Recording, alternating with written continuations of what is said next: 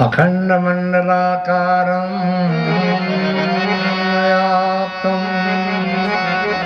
येन चराचरं तत्पदं दर्शितुं येन तस्मै श्री गुरुवे नमः। तस्मै श्री गुरुवे नमः। तस्मै श्री गुरुवे नमः। गुरुर्ब्रह्मा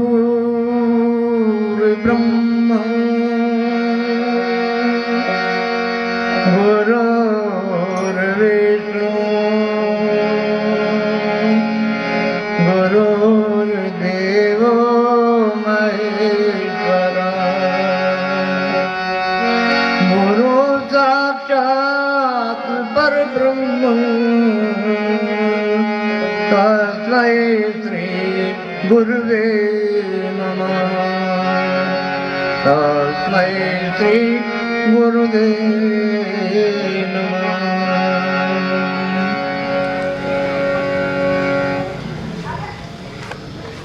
मंच पर उपस्थित महापुरुष को मेरा नमन। बार बार मेरा नमन स्वीकार करें। और आप सबको मालूम है या जिस किसी को मालूम नहीं भी है, ये कार्यक्रम द्वैत सत्संग है। ये महाराज कृपाल सिंह जी का 124वां प्राकट्य दिवस है। प्रत्येक वर्ष की भांति इस वर्ष भी हम अपना कार्यक्रम आप सबके समक्ष, जो पूजा है, जो अर्चना है हमारी महापुरुष के चरणों में, हम अपना शीश झुकाते हैं और आशीर्वाद लेते हैं। उन्हीं के आशीर्वाद से ये कार्यक्रम, उन्हीं की शिक्षाओं को जीवंत रखने के लिए ये कार्यक्रम प्रस्तुत किया जा रहा है। महापुरुषों की शिक्षा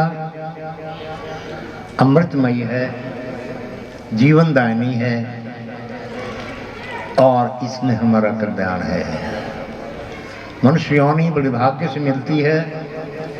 84 लाख की ये सिरमौर योनि है। इसी में रहते हुए हम प्रभु को पा सकते हैं। दूसरी किसी योनि में नहीं ये सुविधा है, क्योंकि पंच भौतिक शरीर के ही अंदर आत्मा रहती है। आत्मा तो सब में है, लेकिन मनुष्य जो है विवेक रखता है। विवेकशील प्राणी होने के कारण से इसमें आकाश तत्व की प्रबलता है, क्योंकि ये पंच भौतिक 5 पृथ्वी जल वायु तेज और आकाश, इन तत्वों से मिलकर के हमारा शरीर बनाया है। आकाश तत्व हम लोगों में, मानव में ज्यादा है, दूसरी योनियों में ना के बराबर है या कम है बिल्कुल। इसलिए मानव विवेक रखता है और विवेक रखने से सत्य और असत्य में निर्णय करने की क्षमता आ जाती है कि ये सत्य है और ये असत्य है। सत्य को धारण कर लो और असत्य को छोड़ दो। अब देखा जाए तो ये शरीर भी हमारा असत्य ही है। ये शरीर माँ के गर्भ से हमें मिलता है, ये साथ नहीं जाता, ये भी यहीं रह जाता है।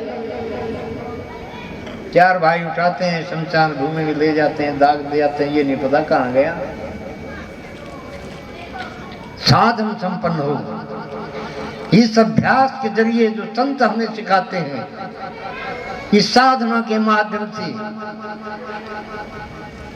आप लोग अपने आप को जान सकते हो और प्रभु को पा सकते हो। महाराज कृपाल सिंह जी कहा करते थे, इंसान का बनना मुश्किल है, परमात्मा का पाना कोई मुश्किल नहीं। कितनी बड़ी बात है। वो डायरी रखवाया करते थे हम लोगों से, 1 पेज की डायरी, और उसमें सब कुछ भरा हुआ था उनका। सत्य को धारण करो। सत्य का उल्टा क्या है? असत्य। असत्य ने झूठ कितना बोला, छल कितना किया, कपट कितना किया, पराया हाथ कितना मारा। कॉलम बने हुए थे डेट वाइज, 31 कॉलम, और कितना झूठ बोला वो लिखो उस कॉलम में, इतनी बार झूठ बोला जा रहा है। कहा करते थे, अरे जब तुम्हें ये मालूम लगेगा कि मैं इतनी गंदगी के ढेर पर बैठा हूं, तो अपने आप वहां से उठने की कोशिश करोगे, तुम साफ हो जाओगे। डायरी रख लो, तुम साफ हो जाओगे। और जब तक हमारी आत्मा के ऊपर जितने मल गिलाफ और आवरण चढ़े हुए हैं, तब तक हमें आत्म दर्शन नहीं हो सकता। उनको उतारना ही होगा। हमें सच्चा मानव बनना पड़ेगा, तभी हम उस सच्चे प्रभु को पा सकते हैं। क्यों? तो सच्चा सत्य, वहां मिलावट थोड़ी है। फिर वो घट घट की पट पट की जानने वाला है। उसको क्या हम धोखा दे सकते हैं? नहीं, वो पकड़ लेगा। कर्मी बहे कलाम, उसकी कलम हमारे कर्मों के मुताबिक चल रही है। दोनों कंधों के पीछे उसने दूरबीन लगाई हुई है।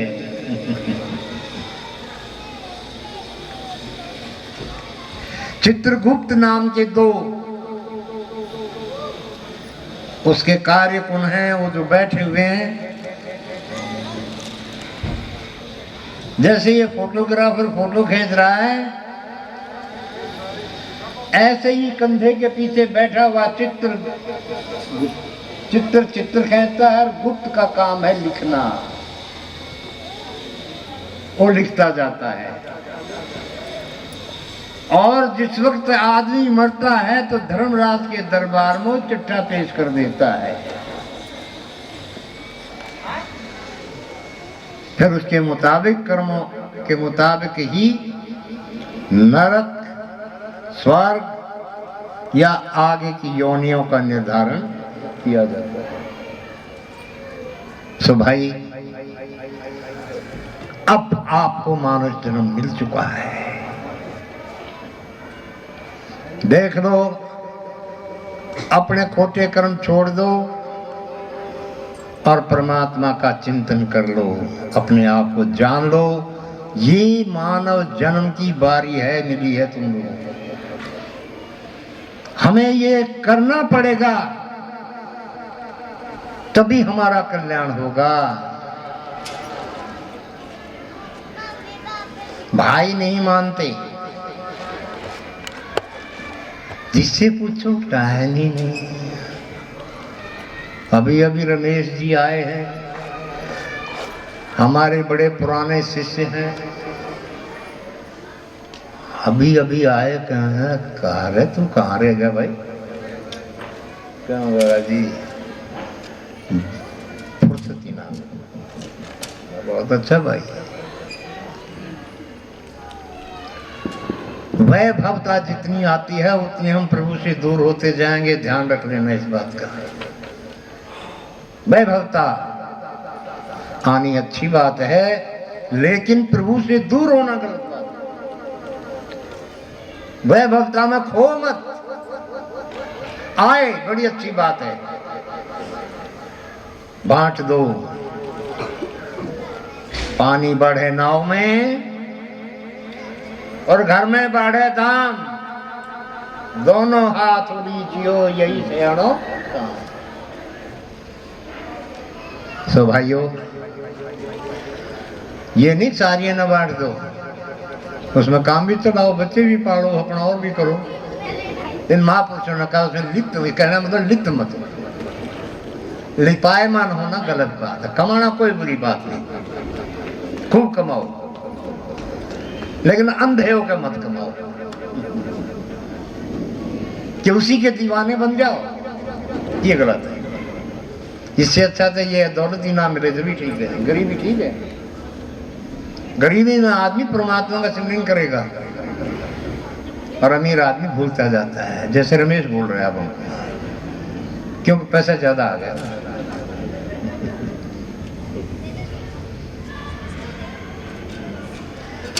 सो भाई रमेश जी की तो मैंने वैसे ही अभी आ रहा था तो बात आ गई मुंह पर, तकरीबन सभी का ये हाल है। इसलिए बचो, इसलिए एक बीमारी है। साधना में रहो, जितनी साधना करोगे ना। बैठ जाओ बेटा, बैठ जाओ, शाबाश।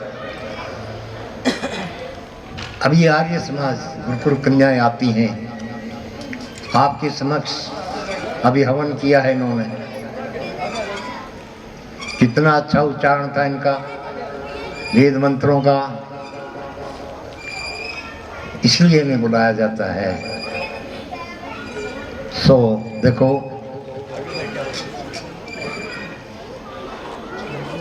ये जो अमृतमय वाणी है, महापुरुषों के, संतों की, ऋषियों की, मुनियों की वाणी है, ये हमेशा जीवंत रहेगी। इसमें से हमेशा हमें खुशबू आ रही है, खुशबू आए तो जितनी खुशबू लो उतना अच्छा। बदबू में कोई पसंद करेगा, नाक भौं बंद कर लेगा, और खुशबू बार बार जो आएगी तो महापुरुषों की खुशबू है। बहुत से लोग कहते हैं कि जी आप तो, मैंने कहा हम कुछ नहीं जी,